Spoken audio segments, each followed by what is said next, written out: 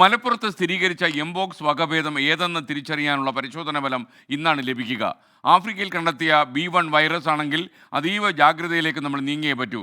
നിപ്പയിൽ ഇതുവരെ 37 പേരുടെ പരിശോധനാ ഫലം നെഗറ്റീവായിട്ടുണ്ട് എന്നുള്ള ആശ്വാസകരമായ വാർത്ത ഇന്നലെ മലപ്പുറത്ത് നിന്ന് വന്നു.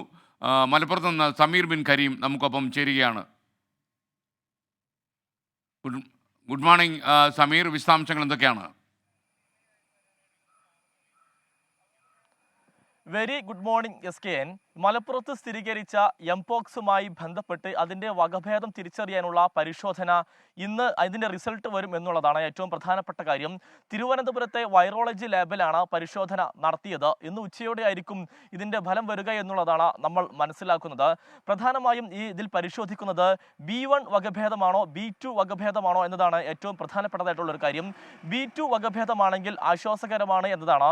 ഇന്ത്യയിൽ ഇതുവരെ സ്ഥിരീകരിച്ചത് B2 വകഭേദത്തിൽപ്പെട്ട വൈറസ് ആണ് എന്നതാണ് ഏറ്റവും പ്രധാനപ്പെട്ടതായിട്ടുള്ളൊരു കാര്യം. B2 വകഭേദമാണെങ്കിൽ അത് വായുവിലൂടെ പകരില്ല, മറിച്ച് രോഗിയുമായി ക്ലോസ് കോണ്ടാക്ട് ഉള്ളവർക്ക് മാത്രമേ പകരുകയുള്ളൂ. അങ്ങനെയെങ്കിൽ തീർത്തും ആശ്വാസകരമായിട്ടുള്ള കാര്യമായിരിക്കും അത്. എന്നാൽ B1 വകഭേദമാണ് സ്ഥിരീകരിക്കുന്നതെങ്കിൽ അത് തീർച്ചയായും അത് ആശങ്കപ്പെടുത്തേണ്ട സാഹചര്യത്തിലേക്ക് കാര്യങ്ങൾ മാറും. കാരണം അത് ആഫ്രിക്കയിൽ സ്ഥിരീകരിച്ച അല്ലെങ്കിൽ ലോകത്താകമാനം വ്യാപിപ്പിക്കുന്ന ഒരു വകഭേദത്തിൽപ്പെട്ടതാണ് B1 വകഭേദം എന്നുള്ളത്. ആ വകഭേദമാണെങ്കിൽ നിലവിൽ മെഡിക്കൽ ബോർഡ് അടിയന്തരമായി തന്നെ യോഗം ചേരും.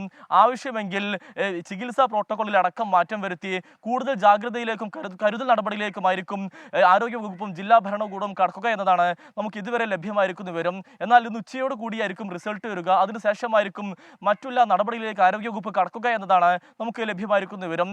നിലവിൽ രോഗം സ്ഥിരീകരിച്ച രോഗിയുമായി ബന്ധപ്പെട്ട് 23 പേരാണ് നിരീക്ഷണത്തിലുള്ളത്. ഇവരെല്ലാവരെയും തന്നെ നിലവിൽ തിരിച്ചറിഞ്ഞിട്ടുണ്ട്. എന്നാൽ ആർക്കും തന്നെ രോഗലക്ഷണങ്ങൾ ഇല്ല എന്നതാണ് ഏറ്റവും ആശ്വാസകരമായിട്ടുള്ള ഒരു കാര്യം. അതോടൊപ്പം തന്നെ ഇതിൽ ഏതാനും ചില ആളുകൾ ഇതിന് പുറമെ വിദേശത്തും കഴിയുന്ന ആളുകളുണ്ട്. ഈ രോഗിയുമായി സമ്പർക്കപ്പെട്ട ആളുകളാണ്.